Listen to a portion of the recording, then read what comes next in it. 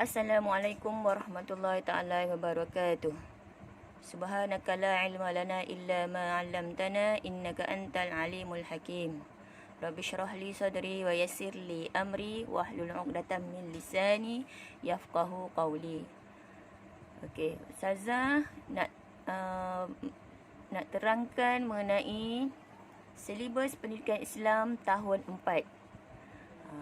Pada tahun ini Ustazah yang akan mengajar pendidikan Islam tahun 4. Baik. Dalam pendidikan Islam ini ada 8 bidang. Okey, yang pertama Al-Quran, hadis, jawi, akidah, ibadah, sirah, adab. Baik, kita tengok Al-Quran. Dalam Al-Quran ni ada 3 cabang lagi. Okey, ataupun 4 sebenarnya. Pertama dan kedua, tilawah dan hafazan. Okey, tilawah dan hafazan. Kita ambil dua surah iaitu surah At-Takatsur dan surah Al-Qari'ah. Okey, mula-mula kita akan belajar tilawah dulu, cara bacaan yang betul dalam surah At-Takatsur dan Al-Qari'ah. Kemudian bila budak dah boleh baca, murid-murid dah boleh baca, kita akan hafaz surah tersebut. 2 surah sahaja. Baik, dalam Al-Quran ada cabang kefahaman, ya, kefahaman. Okey ni. Dalam kefahaman 1 surah. Kita akan tadabbur surah ni iaitu surah Al-Ikhlas.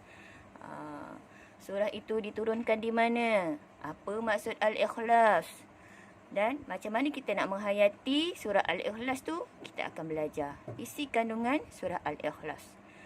Baik, cabang seterusnya dalam bidang Al-Quran ialah tajwid. Ni tajwid. Tajwid ada 3 hukum yang kita akan belajar pada tahun ini, iaitu mim sakinah. Mim sakinah. Yang kedua qalqalah. Yang seterusnya ialah tanda-tanda waqaf dalam Al-Quran, ya. Baik. Cabang yang seterusnya ialah hadis. Hadis.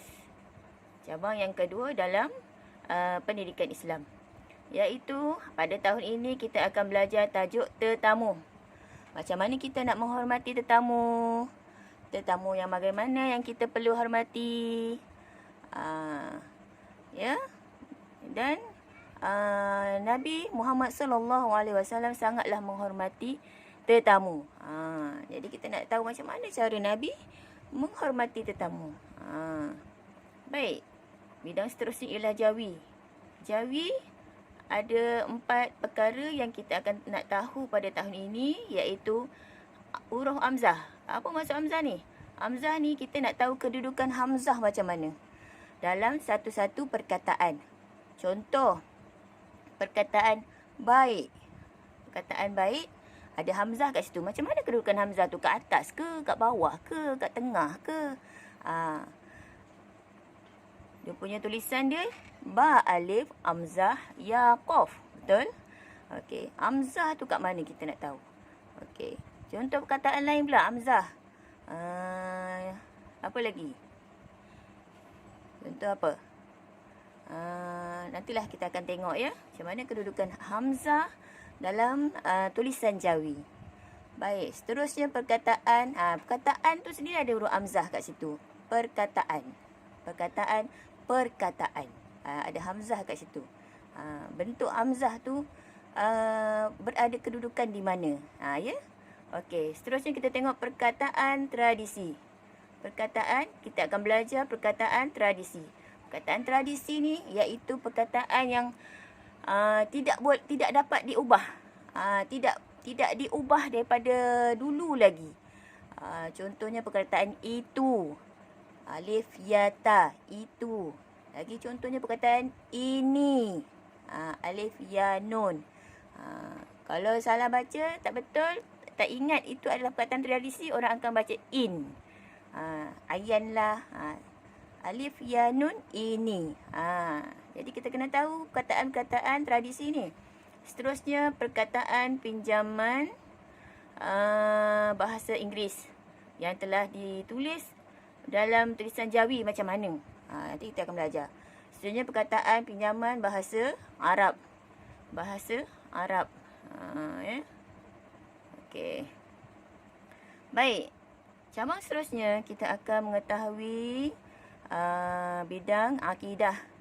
Bidang akidah yang warna biru ni. Warna biru ni. Okey. Baik, ini adalah sifat Allah Al-Azim, Al-Hamid. Yang menunjukkan bahawa Allah itu Maha Agung, Allah itu Maha Mulia, Maha Terpuji. Al-Azim, Al-Hamid. Ada orang namanya Uzma, ada orang namanya Abdul Azim. Ni Azim. Al-Hamid, ada orang namanya Abdul Hamid. Ada orang namanya Muhammad. Ada orang namanya Hamad. Ada orang namanya Humaid. Jadi itu adalah pecahan-pecahan daripada sifat Allah ini. Mak kamu bagi nama-nama yang cantik daripada pecahan-pecahan kat situ. Untuk apa? Supaya mudah-mudahan anak-anak mereka menjadi insan yang mulia, insan yang terpuji. Ya. Nama-nama yang saya sebutkan tadi tu. Baik. Seterusnya dalam bidang akidah kita akan mengetahui, kita nak tahu mengenai tajuk Rasul. Apakah dia Rasul? Siapakah dia Rasul? Dan berapa ramai yang Rasul? Rasul-Rasul Ulul Azmi siapa pula? Kita kena kenal. Wajib kita kenal dan wajib kita beriman dengan Rasul. Baik, seterusnya kita nak tahu dalam bidang akidah ni ialah kufur. Apa dia kufur? Sifat kufur ni macam mana? Apa sepatutnya sifat kufur yang perlu kita elak? Supaya kita tetap terus beriman dengan Allah Subhanahu Wa Taala. Kena tahu macam mana sikap kufur, sifat kufur ni macam mana. Macam mana kita nak elakkan. Kenapa kita mesti elakkan perbuatan-perbuatan sifat-sifat kufur ni? Ya? Kenapa? Bahayanya sifat kufur ni. Okey. Baik, dalam bidang akidah untuk tahun ni kita akan mengetahui tajuk nifak juga. Nifak ni maknanya sifat munafik ya. Sifat munafik. Apa dia nifak? Macam mana sifat munafik tu? Orang yang munafik tu macam mana? Kenapa kita kena nak belajar sifat munafik ni? Kita nak belajar ni untuk elakkan ke nak makin kita dekat dengan sifat munafik ni? Ya. Kita belajar sifat nifak ni untuk kita nak elak. Macam juga sifat kufur ni. Kita nak elak dua-dua benda ni. Supaya kita tak terjerumus dengan sifat kedua-dua sifat ni. Okey. Baik. Ibadah. Bidang seterusnya. Iaitu bidang yang ke 1, 2, 3, 4, 5. Bidang yang kelima. Ibadah. Okey, kita akan belajar mengenai tajuk bersuci. Di mana kita dah tahu ada 3 jenis najis. Di mana ketiga-tiga jenis najis itu cara bersucinya berlainan. Jadi kita kena ingatkan balik, refreshkan balik macam mana nak tahu macam mana kita nak bersuci dengan 3 jenis najis ni. Apa dia 3 najis tu? Ingat balik. Dan kita akan belajar. Baik. Seterusnya azan dan iqamah. Okey. Azan dan iqamah ni. Macam mana azan? Macam mana nak iqamah? Lelaki dan perempuan kena tahu juga. Macam mana nak jawab azan macam mana dengan betul?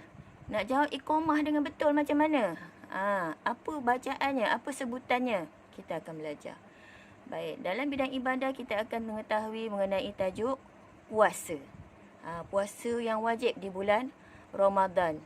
Apa yang sah puasa macam mana? Yang membatalkan puasa macam mana? Syarat sah puasa macam mana? Okey, dalam bidang sirah pula kita akan belajar mengenai perjanjian Aqabah. Kenapa kita nak belajar perjanjian Aqabah ni pada zaman Rasulullah sallallahu alaihi wasallam ni? Okey, kenapa? Kita kena tahu. Nanti kita akan belajar. Okey. Sifat fatonah Nabi ni. Fatonah ni apa? Kebijaksanaan Nabi. Nabi ni bijak ya. Dalam Nabi ni dia membawa agama. Dan Nabi seorang yang bijak. Kenapa kita kena ada sifat bijak ni? nak bawa agama ni bukan bukan main-main orang, bukan calang-calang. Ya. Baik, seterusnya dakwah Nabi. Kita akan belajar bagaimana perjalanan dakwah Nabi pada zaman baginda sallallahu alaihi wasallam. Seterusnya, yang terakhir dalam bidang adab. Okey, dalam bidang adab kita akan belajar tajuk aurat. Macam mana tutup aurat yang betul? Konsep dia macam mana? Yang dikatakan sempurna tu macam mana? Adakah tutup selabuh-labuhnya tu itu baru dikatakan sempurna? Yang kena tahu konsep tutup aurat ni macam mana. Okay, kita akan belajar. Baik, seterusnya riadah. Apa kelebihan riadah? Perlu ke orang Islam ni riadah sebenarnya? Okey. Riadah ni untuk apa? Okey. Baik, seterusnya jiran. Adab terhadap jiran. Yang terakhir sekali adab terhadap guru-guru kita. Macam mana kita nak menghormati guru. Ya. Baik. Jadi itu saja untuk permulaan pada hari ini. Ustazah ucapkan moga kita berjumpa lagi. Dan kamu akan terus belajar bersama Ustazah. Kalau tak faham boleh tanya, ya. Jadi inilah tajuk-tajuknya. Nanti Ustazah akan beri dalam bentuk PDF untuk kamu tengok, ya, balik tajuk-tajuk yang kamu akan belajar pada tahun ini. Jadi itu saja. Assalamualaikum warahmatullahi taala wabarakatuh.